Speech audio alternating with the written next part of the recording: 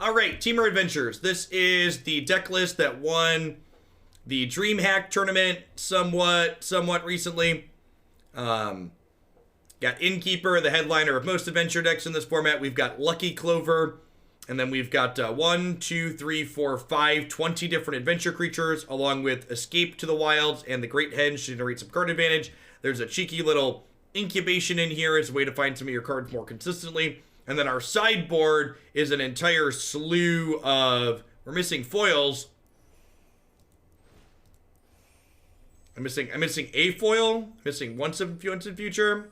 Neither of these cards are popular enough to be worth getting.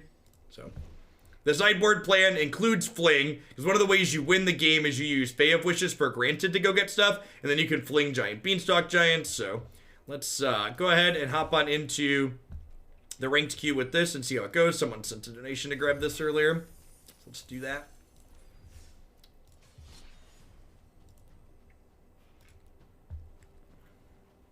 Yeah, once in future generates a lot of card advantage, right? So we're starting at the 99%. We'll see if we can hit an okay streak with this. Now, one of the things about this deck is it's not a particularly efficient ladder grinding deck, I wouldn't say, just because a lot of this deck's game wins are long and grindy. So, like, I wouldn't be surprised if, like, we have a set where we're only going to get to play, you know, 3 or 4 matches in 2 hours. Bonecrusher's ready. You know what? I probably should have led on Temple of Abandon because of the possibility of Bonecrusher, because I can't stomp on 2 with the way I've sequenced here.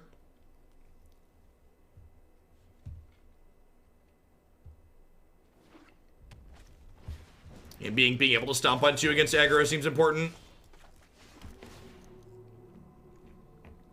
Am I in for a land? I feel like I might be in for a land here. Yeah, I think I am. Let's go ahead and Lovestruck Beast, make a 1/1 here. RQR, thank you for the 49 months. I appreciate that. Welcome back. Thanks for keeping me around. I don't know that Super Punish is accurate. Like, I have the Lovestruck Beast to, like, make my mana this turn anyways.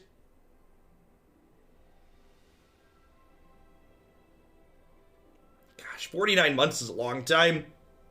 It's like almost an entire Declan's worth of months.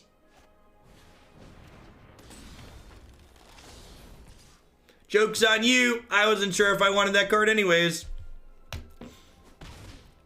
Neener. I think I just do this to turtle up a little bit. Next turn, if we hit a land, we'll probably go Innkeeper 4/3. If we miss, we'll go Beanstalk, get a forest, play Innkeeper.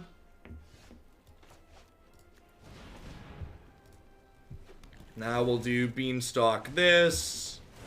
They have an Embercleave, we're probably dead, but, like, you know, never not dead to Embercleave, right?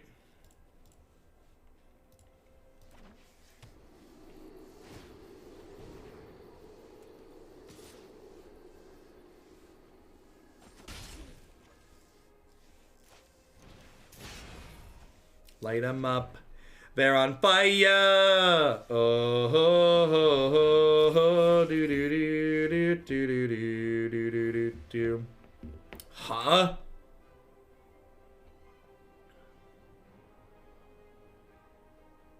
Was kind of hoping to draw a land so we could go Innkeeper Beast. Am I supposed to just Lucky Clover? It could also be right to, like, go Innkeeper single Lovestruck Beast. If I Lucky Clover, I can double Bonecrusher Giant. And then Lucky Clover doubles up Beanstalk for next turn, which is appealing. I think that's probably the line.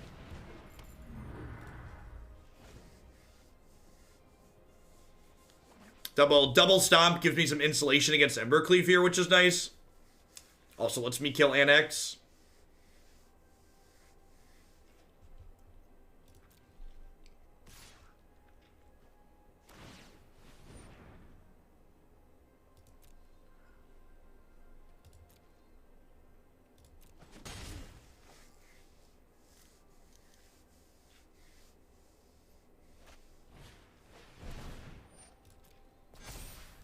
last card a land?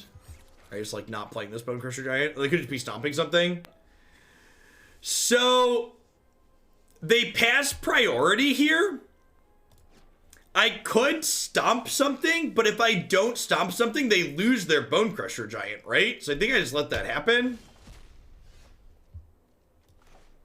Whereas, like, if I blink, they might undo their mistake.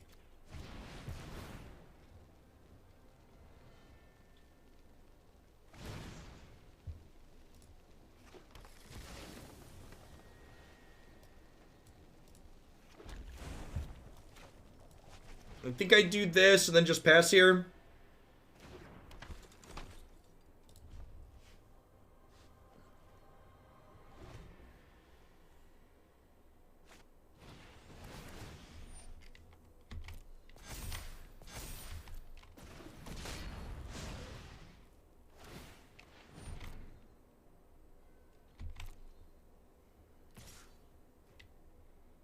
Gosh, they are just being super patient. I don't know if that's actually good for them, though, because, like, we're about to generate a ton of card advantage here, right? I get that their deck goes big, but, like...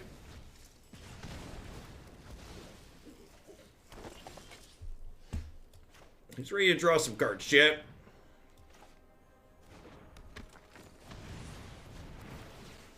And then I think I just pass here, because I, again, just want to hold up Stomp. It's a lot of damages in our hand, chat. It's a lot of damages. Stomp helps ensure holding up.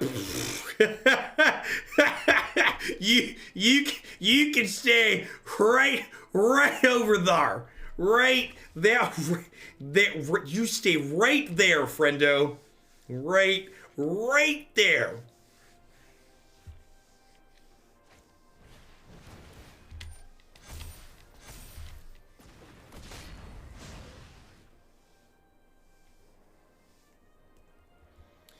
Do I risk...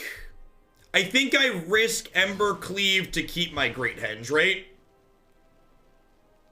Is my plan. Lets me kill this too.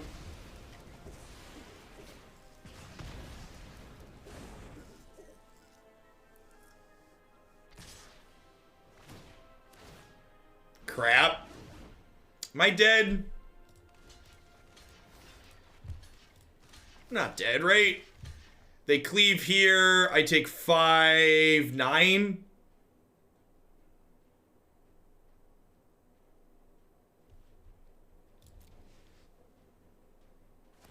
It was just a castle activation. That's so good for us. That's so good for us.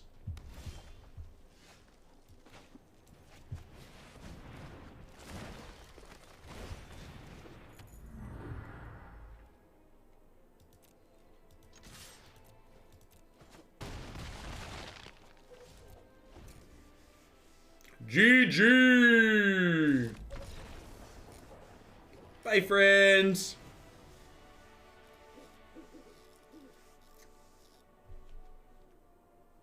So Aether Gust probably comes in here. It's like, Aether Gust is like our only like real sideboard card, right? Basically everything else is in here for Fae of Wishes.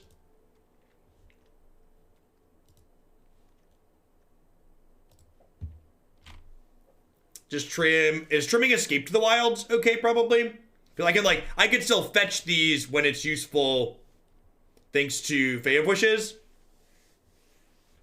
I only have 3, right? Yeah, so I think I just cut those. Now, I think getting Aether Gust with Fae is too slow. Yeah, I think we should have time for Granted. Like, did you see that last game that we played?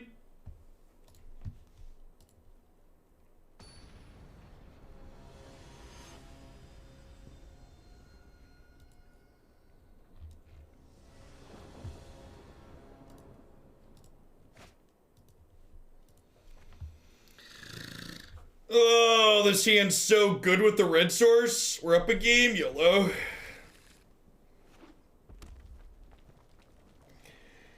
Don't do me dirty, deck. I'm counting on you. I just need everybody in chat to believe.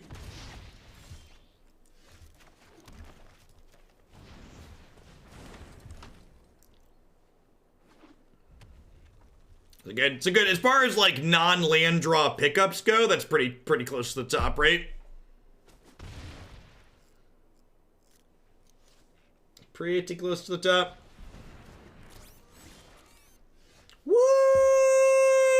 doggy. I'd like to dedicate that draw to everybody in Twitch chat who believed in me. Wide-eyed, no feared, snap keeps chat.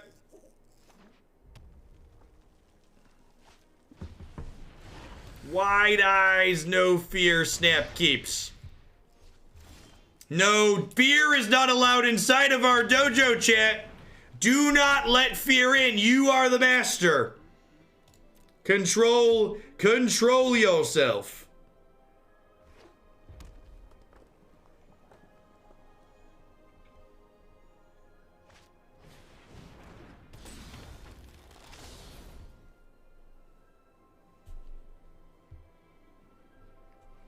There's no beer in this dojo. That is not what I said. Although beer's kind of gross, chat. If we're being honest with ourselves, beer is kind of gross. Feel free to boo if you must.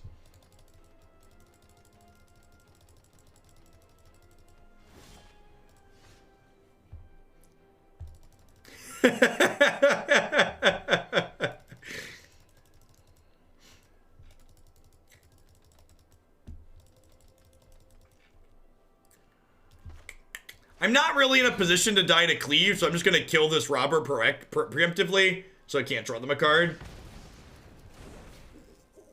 Logged in on mobile just to say boo. Do I drink? I do not.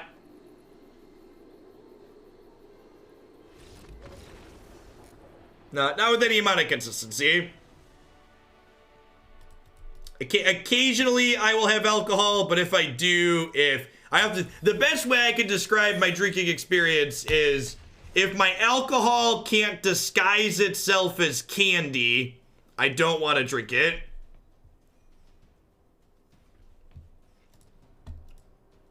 There isn't enough sugar for it to double as a candy bar. Why am I even bothering?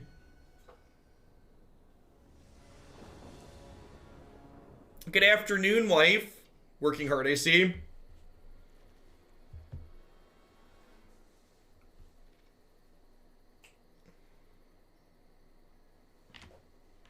Yeah, is hard lemonade technically beer? I think there's a technical definition for beer that hard lemonade falls under.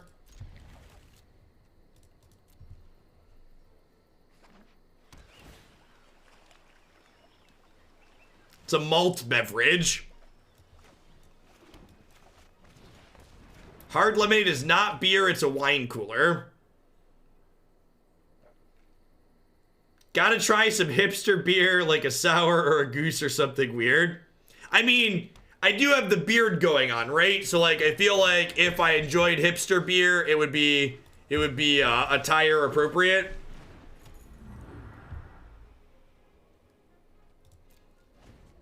Uncrustables are delicious. You shut your mouth.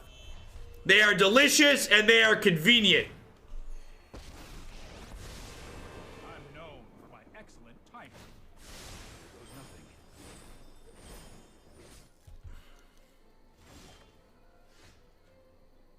I'm so confused, chat.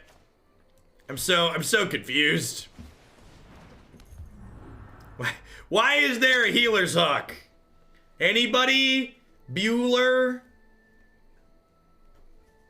Uncrustable. Uncrustables are pre-made peanut butter and jelly sandwiches that come frozen. Interesting. All right, you have my attention. Our true strength lies in our friendships. You've piqued my interest.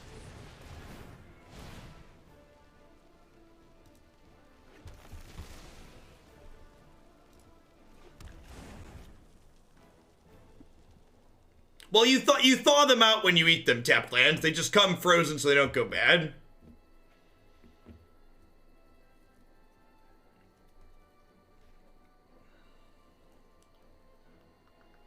Huh?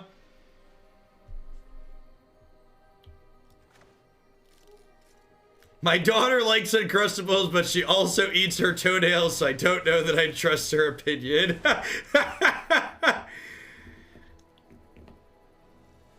They get soggy if you leave them out for too long. You're supposed to eat them within a couple hours of thawing them. Alright, what are we supposed to do here? Am I supposed to just, like, stomp a Johnny? I think I stomp a Johnny and just, like, ignore this until I can find a, what's it called? A Brazen Borrower for later. I think killing the Pride Mate is wrong.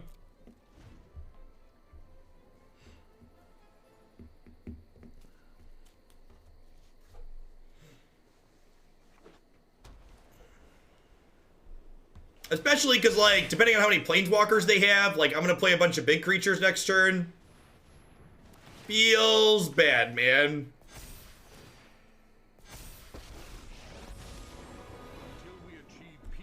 I really need to leave the deck list up for this, huh? On the side of my screen so I can know what sideboard cards I have. I don't really have anything super useful in my sideboard for this position, do I? I'll take 6 and go to 11 here.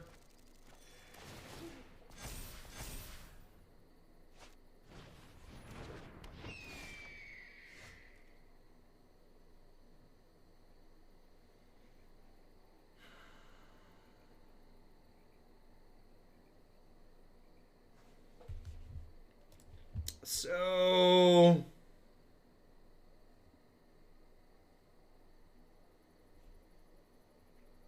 yeah, I think I'm just playing these out to try and find Brazen Borrower.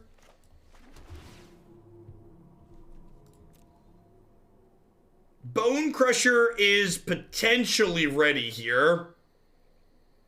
Do I just take this and stomp the birds? I think I just take this and stomp the birds, huh?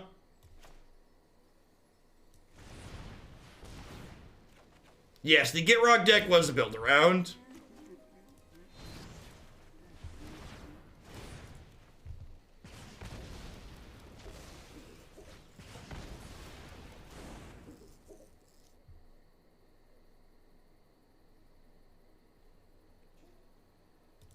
Yes, they announced the 20-some new historic cards, Punishing Waterfalls.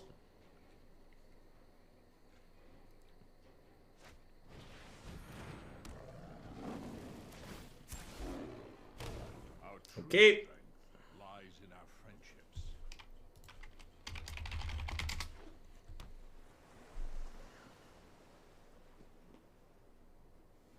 Just starting, Nyreed. Match one, game one. Match 2, game 1. We won the first one.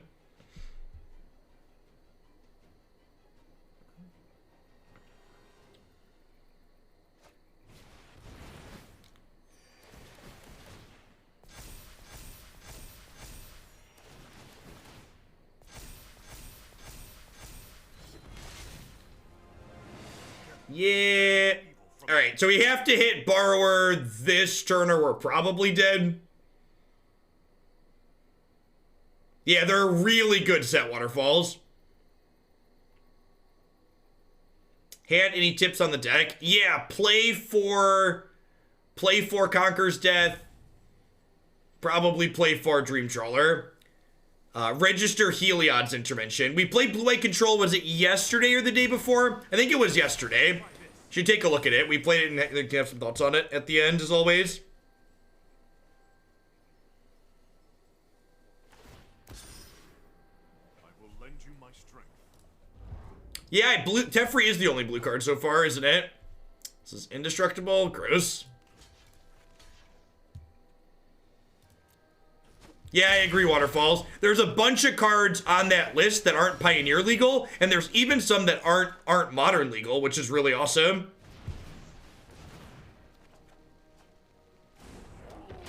Swish.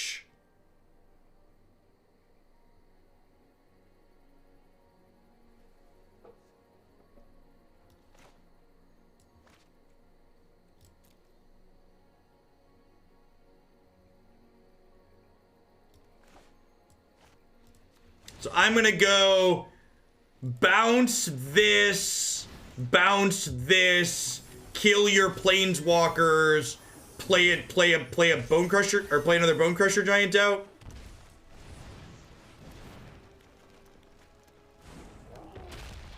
Ancestral Mask isn't modern legal. I guess this leaves me dead to a removal spell. Maybe I should have just played this in a tapped land. Yeah, leaving myself dead to a Teferi bounce is probably loose here because I shocked myself.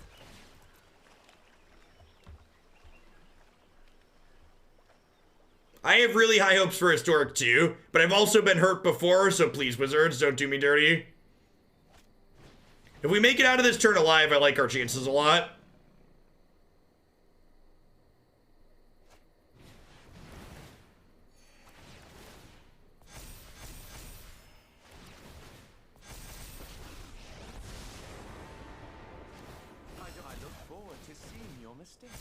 Nice, Ducks.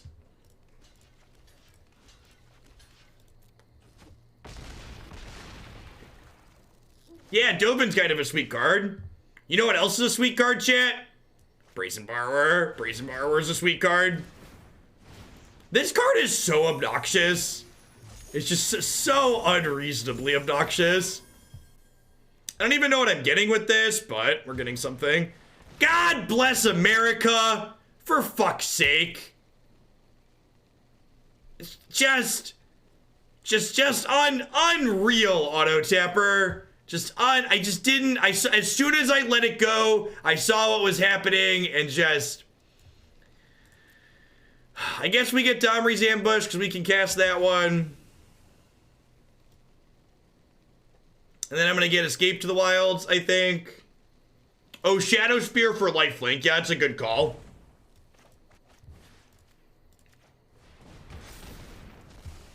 Oh, Terravore is not modern legal either. Yeah, good call. All right, I think we've stabilized here, huh? We have like 4 card draw in the bank. I can benefit from another's success.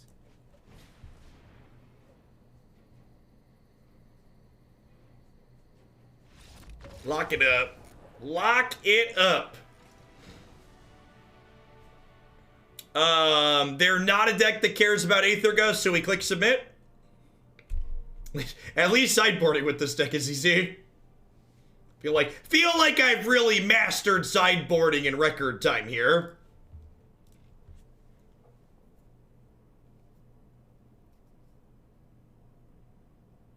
So when I moused over the negate, there is a feature in Magic Arena where when your opponent has an animated sleeve, their sleeve animation shows on your borderless cards during sideboarding.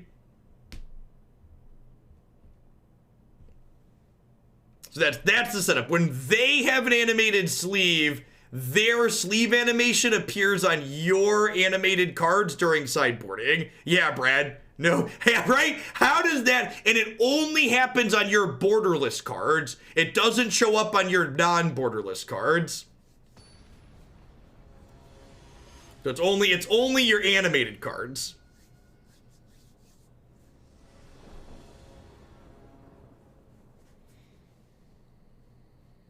So that's one of those like low priority, mostly harmless bugs where you're like, yeah, you should probably fix that at some point, but like at the end of the day, you know.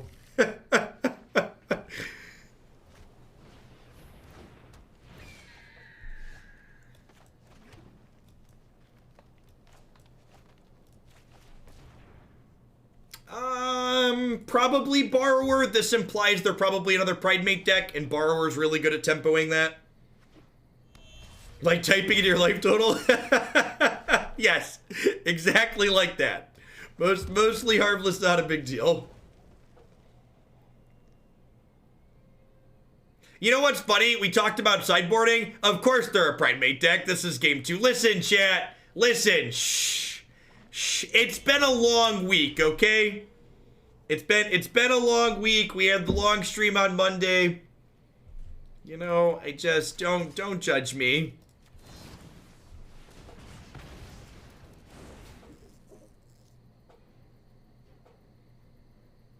Yeah, I'm gonna sleep for most of Sunday. Dalen, thanks for the 16 months of support. I appreciate that. Welcome back. This is actually a great draw because I want to use my mana after I Beanstalk Giant, but I didn't really want to expose Innkeeper to a removal spell. So this lets me do that. So this is, again, people that saw this animation on my card sleeves. You can see it on theirs as well.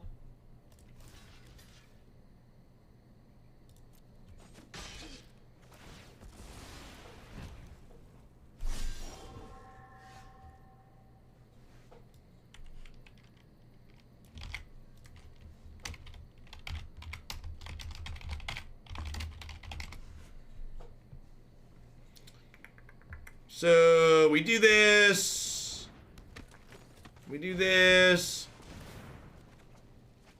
As a programmer, there's a very fine line between bug and feature, and that one's towing it. You're not. I agree.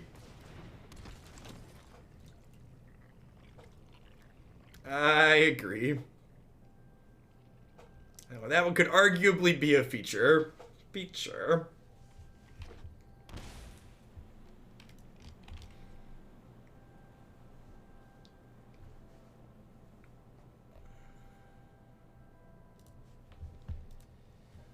$47 months. That's so long, Tom. Thanks for keeping me around. Hope you're having a good one wherever you are. I protect those who cannot protect themselves. My pride grows stronger.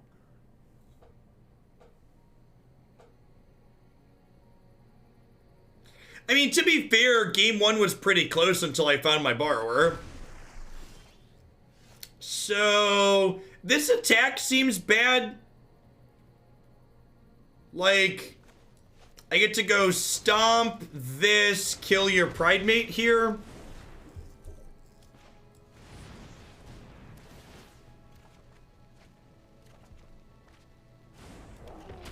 It is a long time, Tom.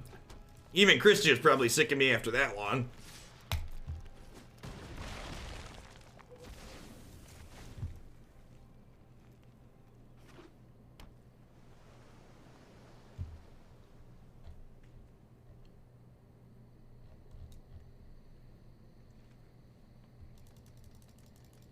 Fae is good because it is just a reasonable blocker in a lot of places. It's also like when you go Innkeeper on one, Fae on two, cantrip it is very reasonable as well. And like double Innkeeper, things just get silly. This deck just has like a pretty endless flow of cards. We're at 1,400 right now. We probably need to win this one and then like the next 2 to 3 to make it. If you're still actively streaming when Declan starts his stream, I hope you'll forgive me if I ditch you for his content. That kid will probably be really funny. He's quite the character.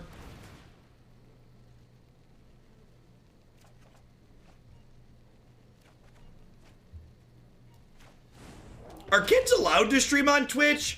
I guess they're probably allowed with parental consent, right? Like most things. I don't know what the legality of that is.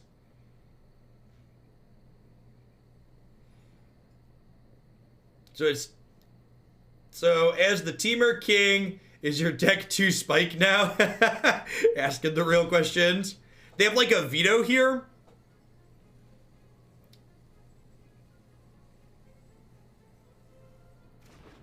There's probably a minimum age that everyone ignores. That sounds realistic.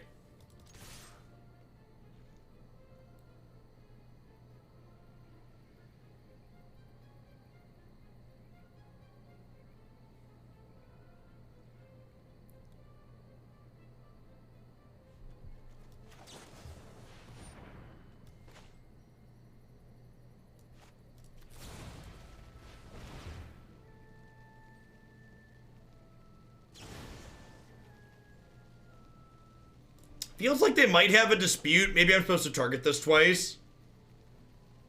Game for the gameplay, stayed for the banter. Thanks for the great content. Thanks for the 2 months, Rosette. You know, I think I'm actually... So I messed this up. What I should have done was... I should have targeted the original borrower at Heliod, so that way if they counter the one that's targeting the token, I get to keep the borrower. So yes, that's actually a pretty big mistake here. So I should have either targeted this twice, or if I was only gonna target once, I should have targeted this with the original.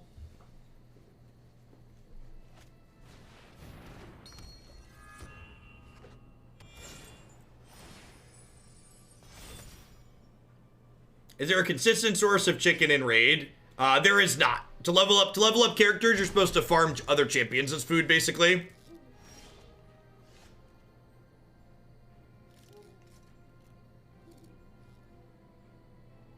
No, the copy still happens, Evan. That's not how magic works, what you're saying.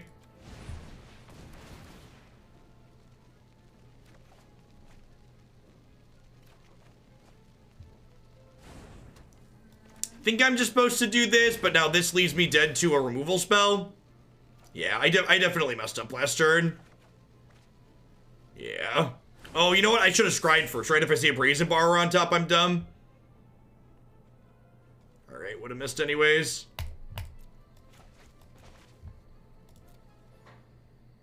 Yeah, I think I should just not have been greedy and pointed both my things at this. That's what should have happened.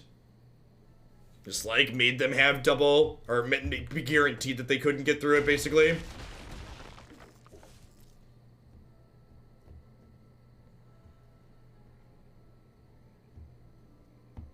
Granted into ambush. Granted into ambush gets hosed by Aether Gust.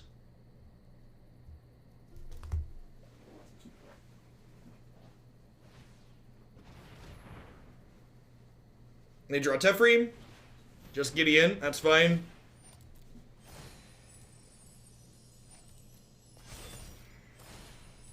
I mean, if we live, we can always do one of those things next turn, right? So I'm gonna block and then pick this back up. At your service.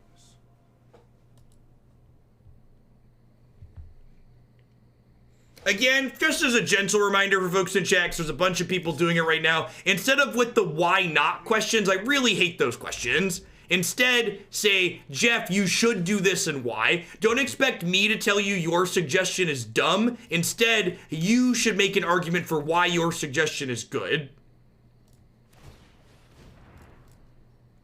Don't make me shoot you down. Instead, convince me, sell me.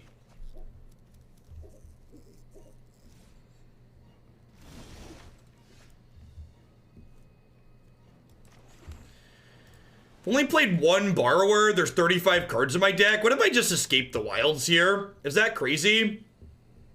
I think I'm gonna do that.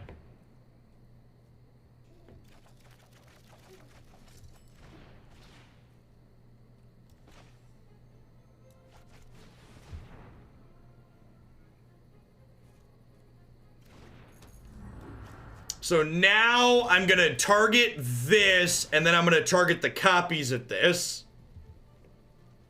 The sub is old enough to drink. Time for some whiskey. Thanks for the 21 months, Oratog. I appreciate that. Welcome back. Thanks for keeping me around. So, opponent had us under pressure a little bit in both of these games, and then, like, we stabilized pretty hard, and then drew infinite cards like this deck does.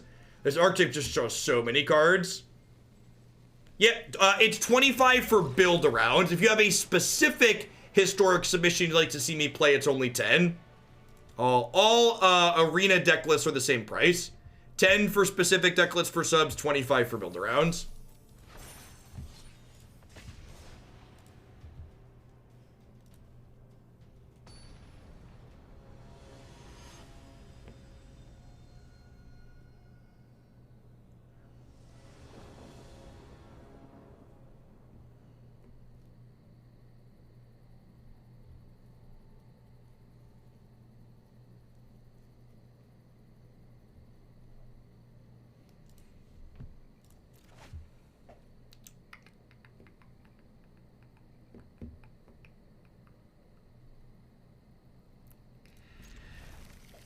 I could see someone with more experience telling me, Jeff, this hand sucks, you should mulligan it, but, you know, there's gonna be a 2-drop on top of our deck, so it's gonna be fine.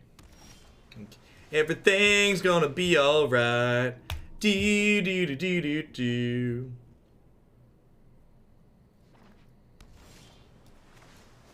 Yeah, it feels solidly in hand sucks keep territory to me.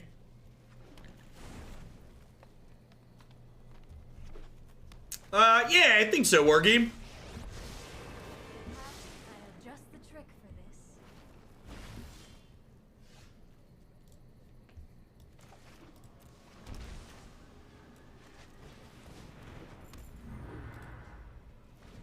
this. Opponent currently missing white mana in their blue-white deck.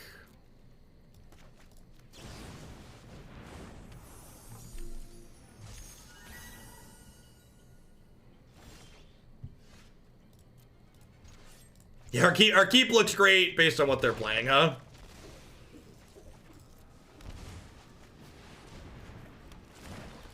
Just gonna use this now before I forget. Are we done here? Yes.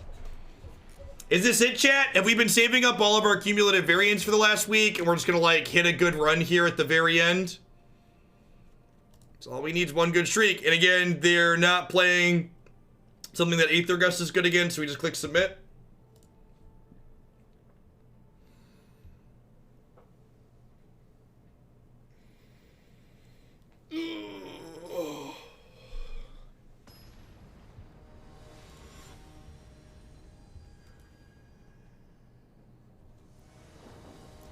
Am I allowed to go streaking on Twitch? We were talking about Twitch policy a second ago. Is streaking allowed?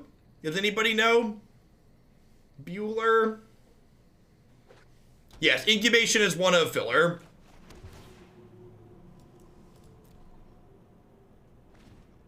I think Platinum Angel is a good enough target for Reanimator and Historic. Probably not. I would be surprised if Platinum Angel's a Historic playable card.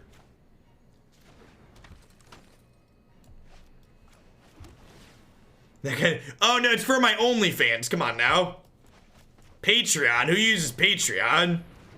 Gotta get on my OnlyFans, chat. That private Snapchat.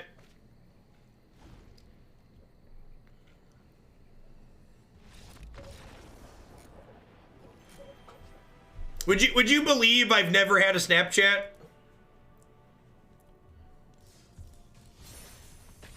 We're rank 1000, chat. We're rank 1000. I don't believe Madcap Experiment is legal. What set was that in? Is it? What set was that? I don't think it is. Was that Kaladesh? Yeah, it deals with artifacts, right?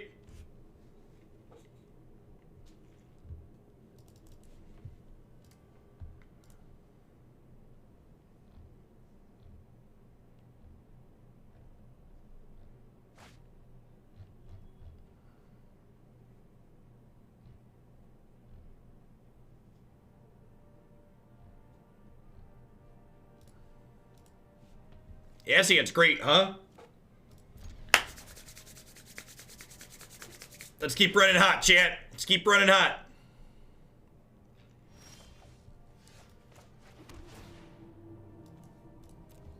Looking for some tracks land here.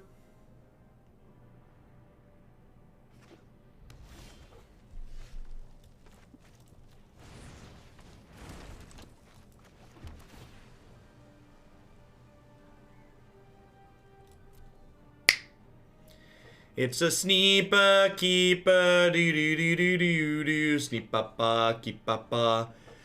They could be playing Flash. We more likely playing a Mirror. There's been a lot of Temur on the ladder.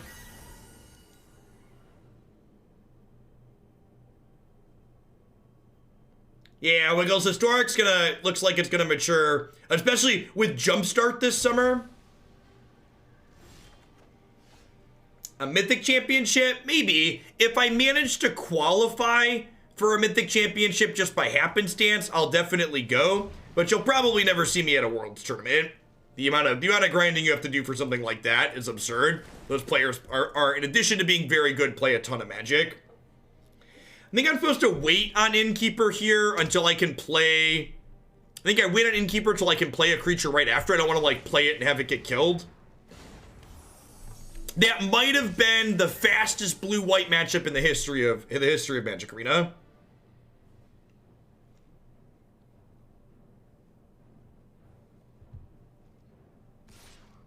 No, we played blue-white control after that, Macabre. This is our 4th match.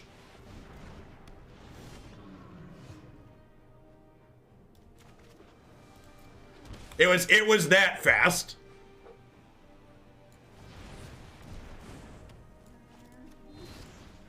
All right, so there are Brew or there are Jeskai Fires.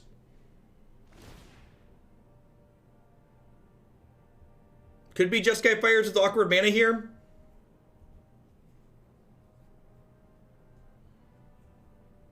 I can't Innkeeper and Stomp and Lovestruck Beast there. Don't have enough mana.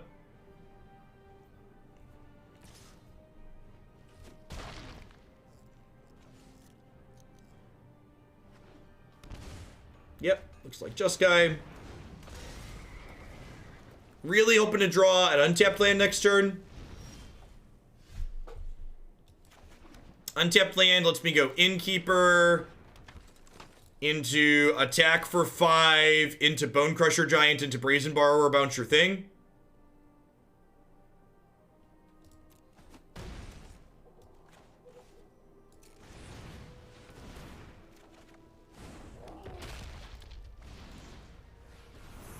Goodbye, Felicia.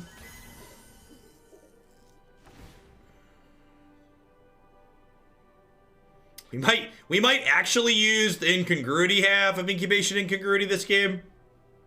Very real possibility.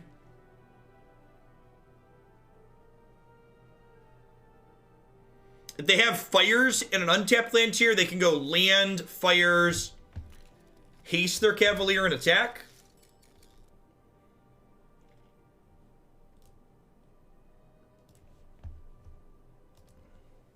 We bounce it there in case it counters. Yeah, there's no reason not to play around something. Like, what upside do I stand to gain by waiting to do it on their turn? Probably dead here. That probably removes our ability to race. Okay. Just when you think you're out, they pull you right back in.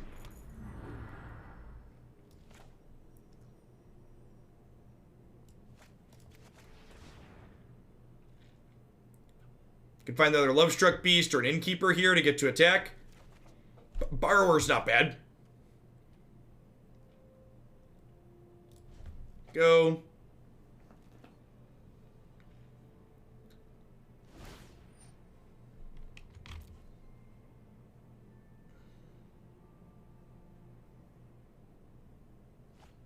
Sure. Matchup's hard unless you get lucky. See, when you're as bad at Magic as I am, every matchup is hard unless you're lucky. So maybe I'm supposed to have done this on my turn to play around Mystic Dispute. Sometimes these decks play Dispute in the main. Yeah, it's why we're playing the Lucky Clover deck, chat, to offset on how unlucky we are.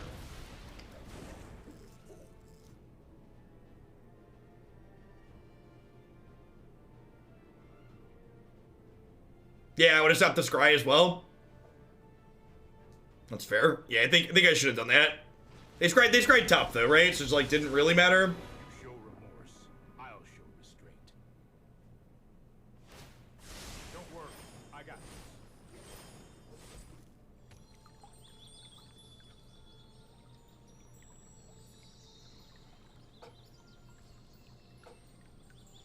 I think we're escaping the wilds next turn.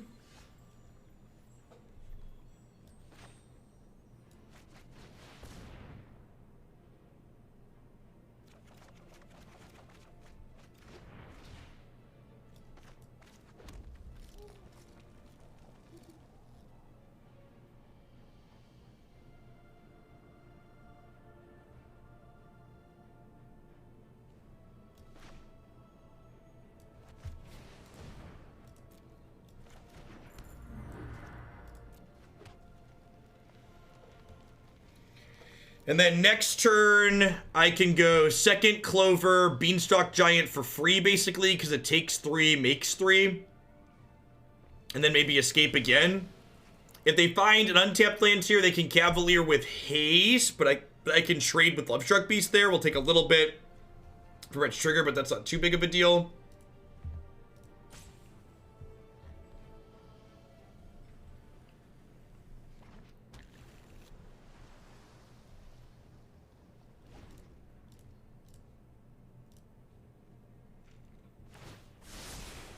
Trust me, I have a plan.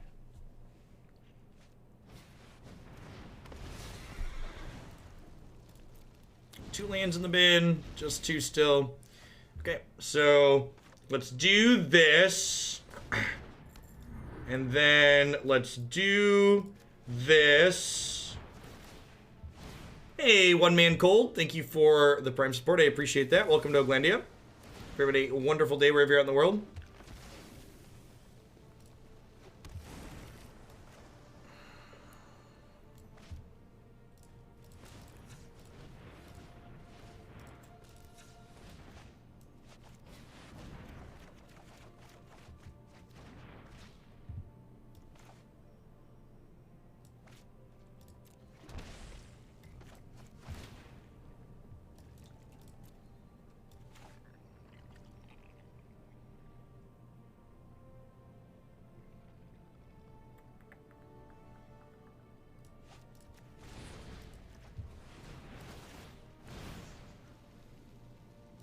I do lose this Brazen Borrower ultimately, but we do get to, like, tempo them here a bunch.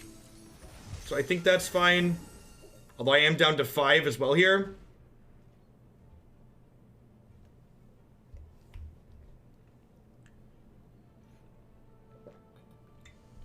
Who told me I was a bad Magic player? Oh, countless people on the internet. Come on now. One of the things that's important to understand about Magic as a game is because Magic has so much variance baked into it, is that if some number of people there, if people don't like you, they can always write off any success you've had in Magic by just saying you're lucky, right? Oh, I suppose if they have 3 lands to discard here, we actually die because I shocked, right? For the people asking me about Lovestruck attacking, Lovestruck can't attack.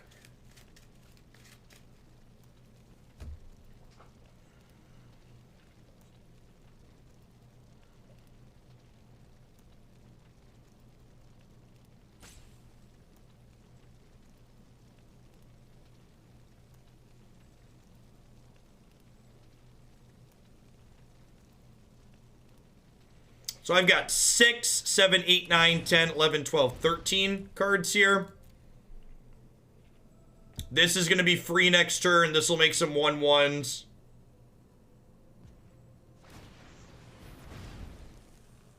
This will put us to 3 on this attack.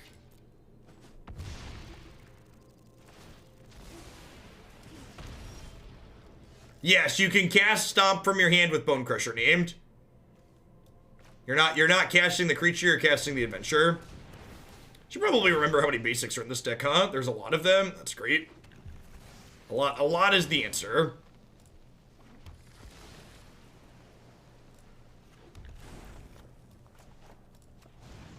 There's 12 basics in this deck. That's great.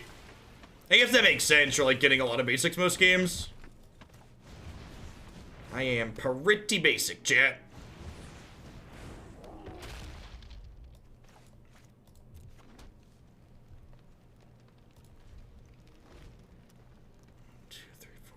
So we can double Borrower this turn.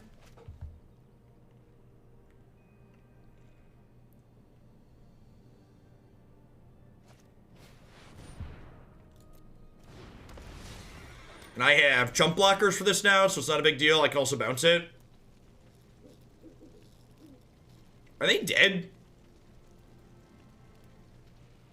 If they don't have anything else that impacts the board, they're actually dead here, right? I suppose they can have land plus Clarion here to clean my board out. I have no idea, Dan. I don't watch a lot of other Magic content these days. I just play what people send me. This deck won the DreamHack tournament last weekend or the weekend before, so I assume other people would be playing it. That would not surprise me.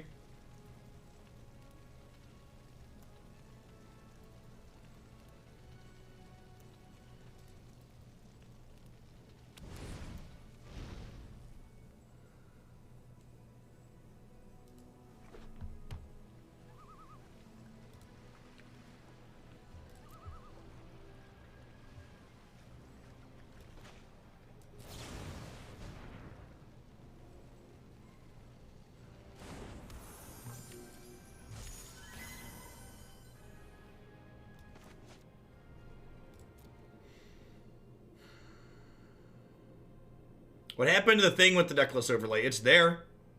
It's activated. It's on your screen. Do I bounce this and lose my borrower, or do I just play a 3-1? If I play a 3-1, I can attack with everything. They have 1, 2. I can't attack with everything. So we'll just bounce this again.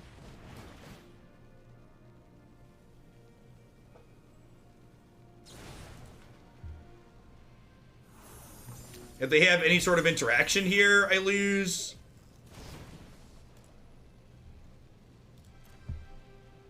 Yeah, I actually had the person that was fixing it up so I could fork it and start our own project. They sent me an email with it. I'm going to take a look at it this weekend when I have a day off.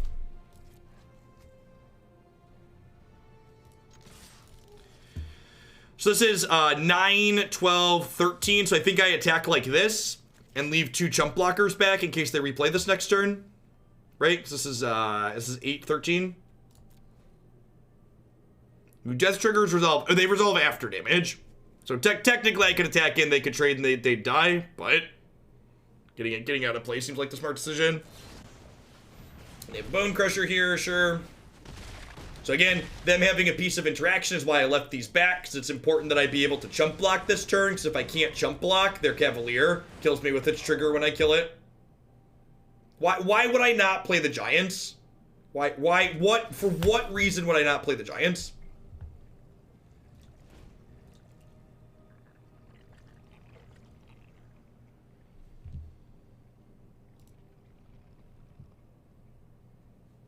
Casually TD teens.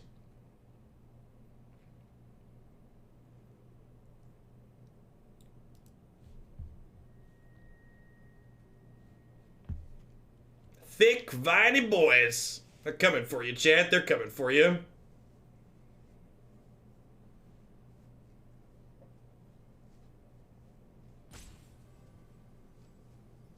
No, that's not how magic works, Felcro. So the Cav trigger would go on the stack after damage happens. So if we attack them and their Cavalier dies in combat, but they also die, they lose.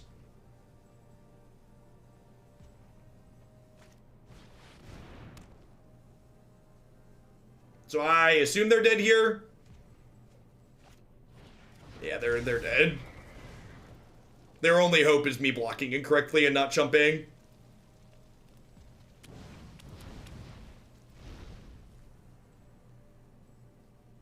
So they can't cast any more spells this turn. They can't cast spells on my turn. They can fire this up and attack and hope I block with Beanstalk Giant.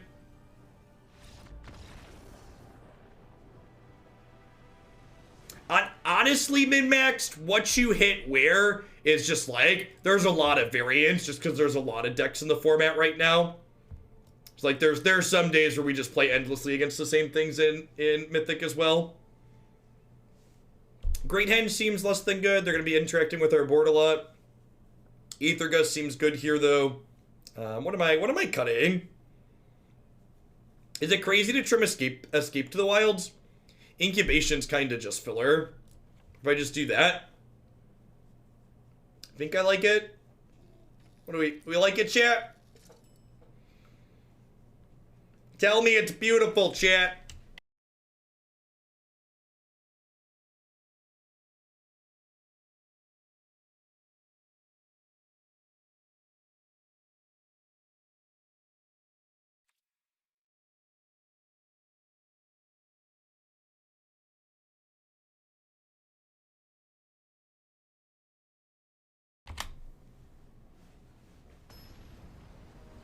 I feel pretty. Do, do, do, do. Do, do, do, do, do, do, do, do.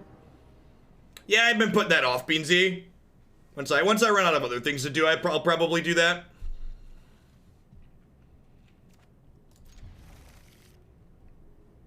Any decks of the day? This one's been pretty good. Probably this one. Got some good games with it so far.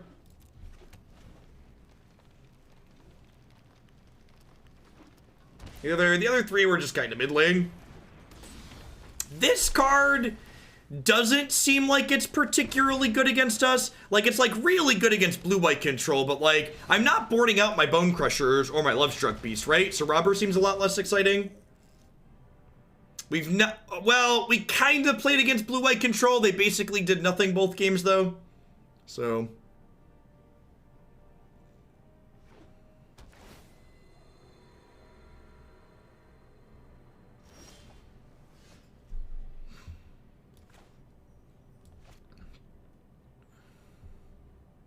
I'm definitely playing this. The question is, do I Clover or do I Aether Gust here? I think I hold up Gust, right? I also think I want to just hit my land drops here. Let's bottom that.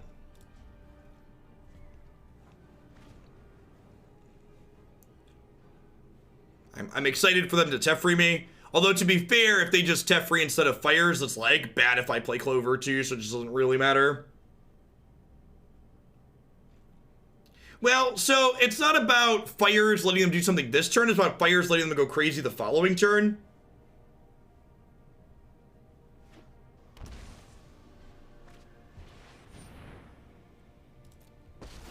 Okay, so they have a Mystic Dispute here. Slow this down.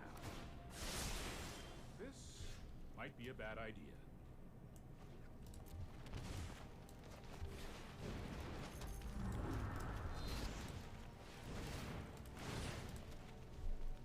Enough. That didn't pan out. That didn't pan out.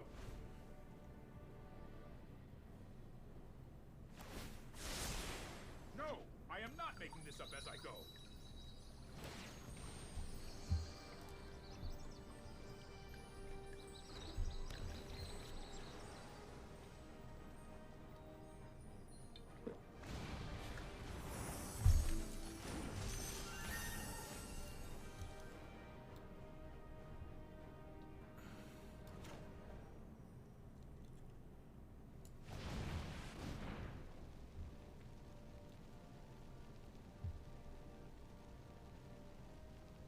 See that, chat?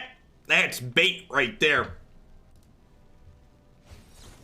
One could argue I was a master at baiting, chat. Truly, truly just the best.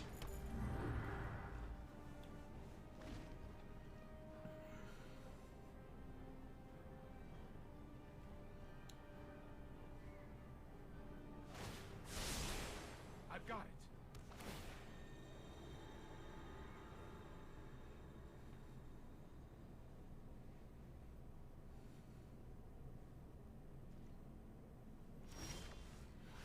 Feels like a strong chance they have another counterspell here. With this draw, I think I actually want to do this.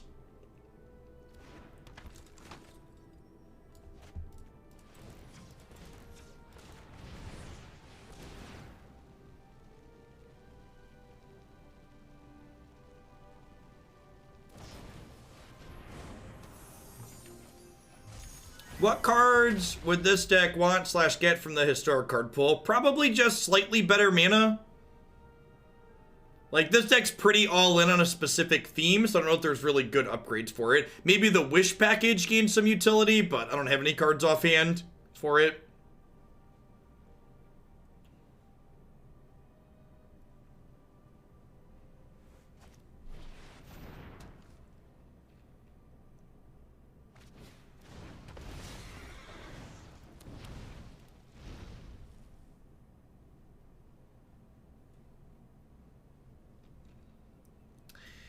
If they attack here, is it crazy to double block? I feel like it's not. Like, my hand has so much card advantage in it.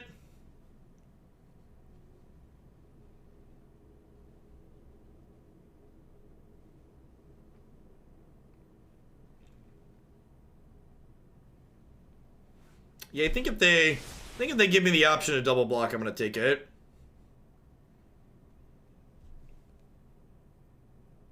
And then hopefully the Escape the Wilds gets us 2 lands.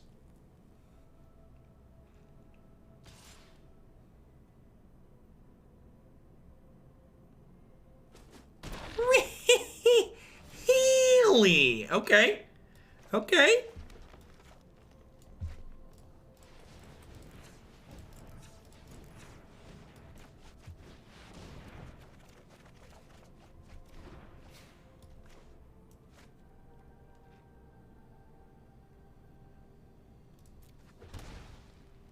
There is almost assuredly fear in their dojo.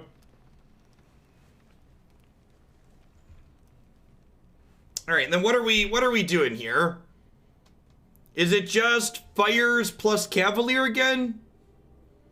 Getting rid of those? What am I feel like I'm bouncing 2 things, right? Oh, I'm dumb. I should have played this untapped this turn, so I have double blue next turn, or potentially triple blue. Yeah, definitely played the wrong land. What am I bouncing here, though? It could just be fires plus Teferi, so they don't get an extra trigger on this. That's probably the play. Whatever I do, they're replaying. So it's like whatever.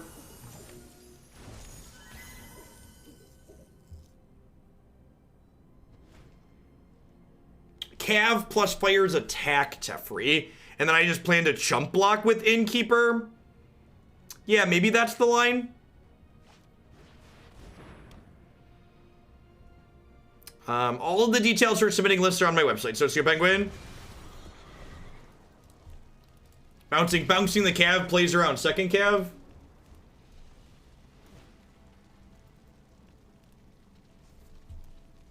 Hey, thanks for the 47 months, Justin Mack. Almost 4 entire years. I appreciate you keeping me around.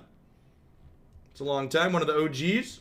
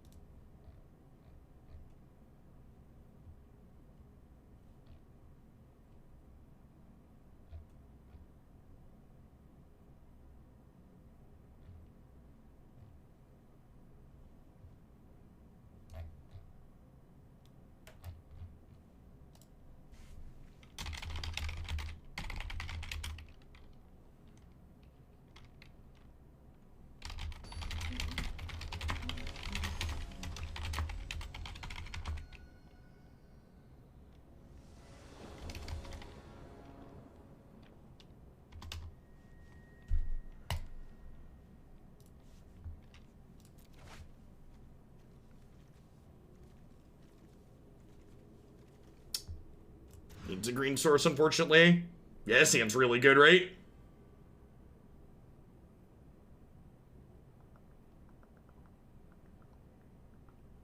Bottom Lovestruck Beast here. We'll go 1, 2, 3.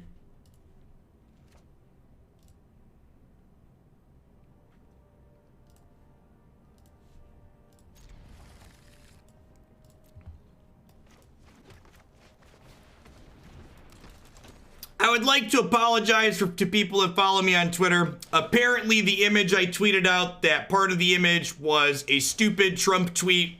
That Trump tweet is apparently, that's been photoshopped. The rest of my tweet is accurate, and the Dow Jones drops are accurate. And honestly, I don't know how you can expect me to sort out which stupid things he's actually said and which stupid things he hasn't, because let's be honest, this is actually the first time in the last 3 years where I've gone, that's incredibly stupid. Why would he say that? That it turns out he in fact didn't.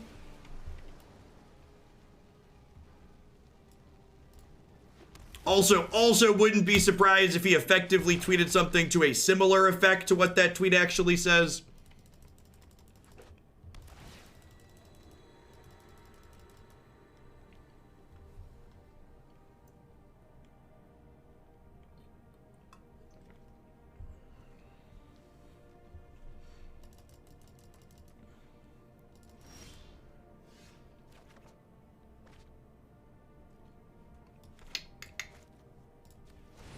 Grab another blue source here, so that way we can, probably 2 blue sources, actually. So we can start playing Brazen Borrower. Probably I should have grabbed second blue before I grabbed second red.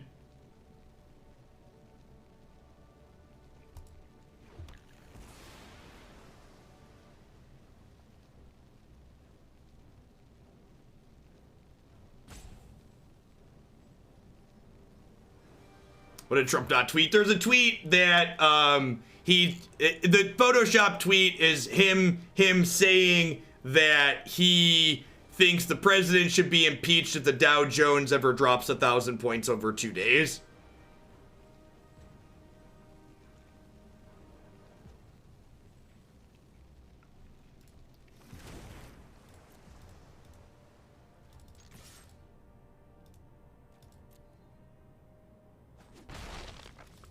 Correct, yes.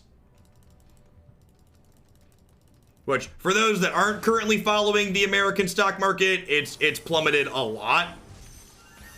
For comparison's sake, my wife's 401k went from a 2% gain on the year to it was at 7% loss last night over the last week.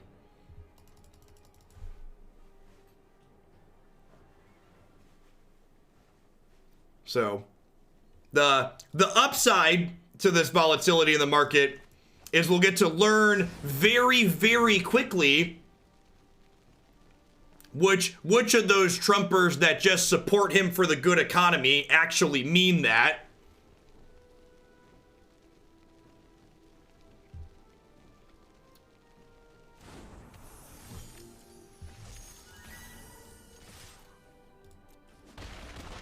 No, there's a good chance they're probably just racist. You're not wrong. There is a strong, strong possibility they're just racist and they know Trump is a racist and they can't get away with saying they support him for that. Correct. They get disputed here. Maybe I'm just supposed to pass rather than let this get disputed.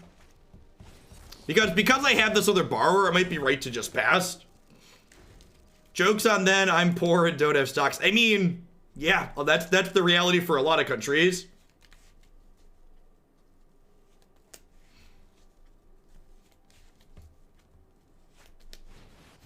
Correct. Some of them aren't racist. They're just fine with supporting racists. But wait, at the end of the day, that's the same thing? Yeah, it's the same thing. Got it.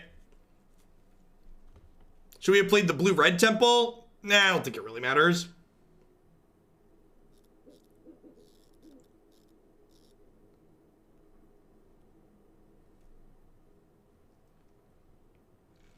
I invest all my money into not getting old. I probably just want to do this, right? If I do this, I can't gust this. They could have another one of these. I think I'm just going to escape to start and see what we do.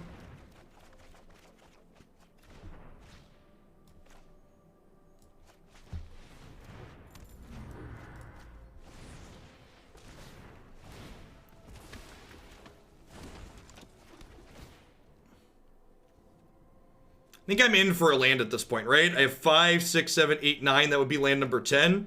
That sounds good.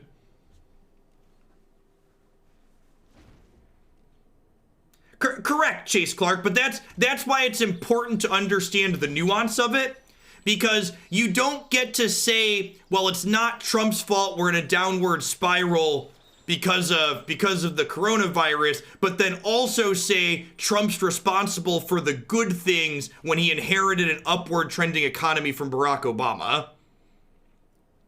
It's intellectually dishonest to say one of those things and not the other.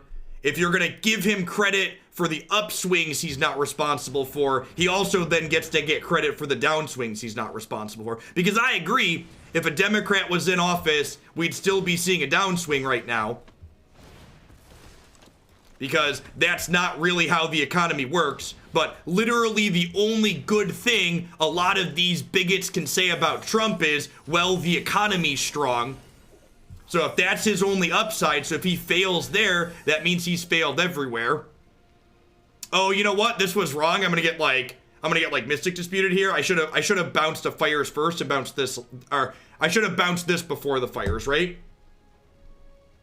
Yes, if a Democrat was in office, we might have a better response to this whole thing.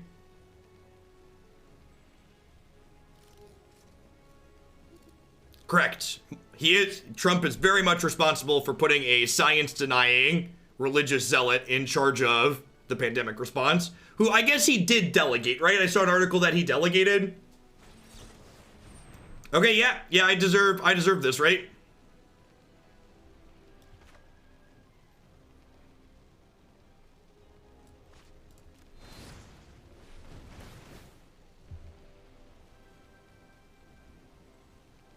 The market crash is almost assuredly related to the virus.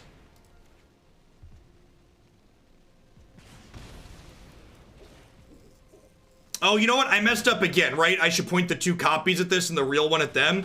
Yeah, these are not second nature to me yet, and I've foobarred this twice now this turn. And this is another counterspell. Yeah, and I didn't play my land out before too. Yeah, this turn was a huge disaster on my part. I think we're actually still pretty far ahead here, so it's like not gonna matter, but it is worth noting how much of a disaster this turn was on my part. Made a couple different really key mistakes there.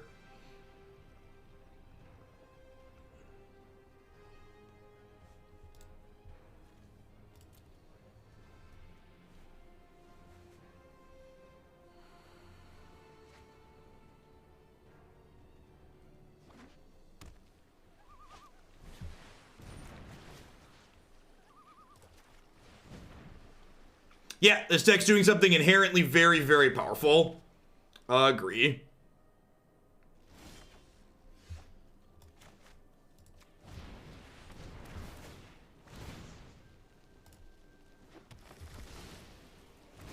It is sweet. Yeah, there's a reason why this deck's gotten popular, I think. For sure. I'm gonna throw away one of these tokens to deal 4 here. Just because they're looking for a sweeper anyways.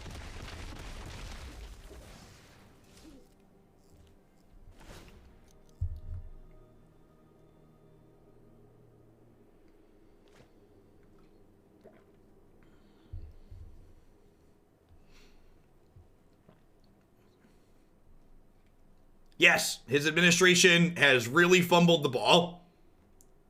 This potential virus outbreak, that's going to turn into an actual outbreak almost assuredly, like, is going to highlight why it's dangerous to replace people who are competent with yes men and women who are just going to agree with you on everything that you do.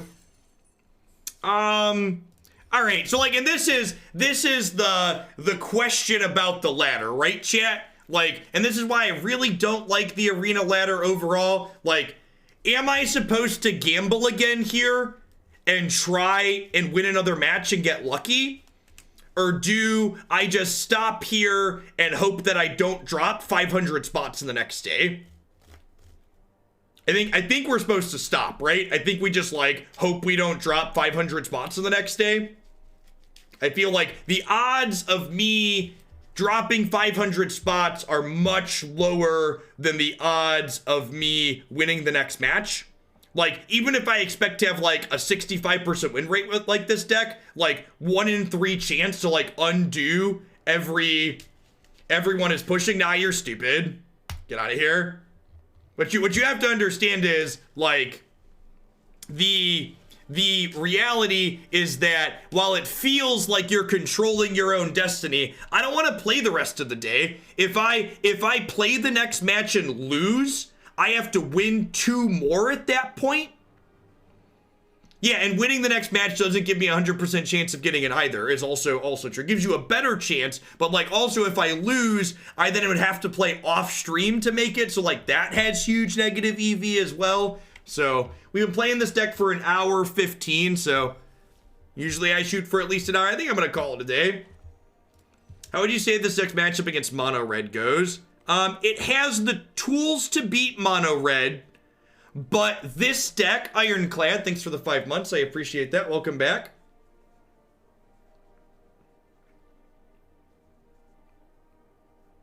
Ha! Nice, Ironclad. I feel like this deck... aggro decks are bad matchups. I don't know I don't know if I would strictly say they're bad. I would say they're harder than your control matchups. I also think that your matchups against red with this are pretty typical of mid-range decks against red, which is to say that, what's the word that I'm searching for? Which is to say that there's gonna be game ones where you just lose because your opening hand doesn't happen to be good against red. Like you keep like Innkeeper, Brazen Borrower, Escape to the Wilds, and some lands, you're gonna die to mono red. But I think in the post-board games, especially once you bring in 3 Aether Gust and you get to mulligan knowing you're playing against mono red, I feel like your mono red matchup should be fine. So like, as is the case with any non-linear deck, sometimes you just die to red game 1 because you keep up a hand that's not good there. But when you can make good mulliganing decisions, you're gonna get rewarded for that. I don't know how Moto does their tournaments. Is it different from... It is. So, Magic Online, for reference, I would really love if Magic Arena would copy Magic Online's tournament structure, or at least add it as an additional venue. For people who aren't familiar with Magic Online, so the bad thing about Magic Online is their entry fees. Playing a league on Magic Online costs $10. However, you could copy everything from Magic Online's tournament structure without copying the entry fee. So basically what you do, how Magic Online's tournament system works is you play the equivalent of constructed events. And every time you go 4-1 or 5-0 in their equivalent of a constructed event, you collect qualifier points.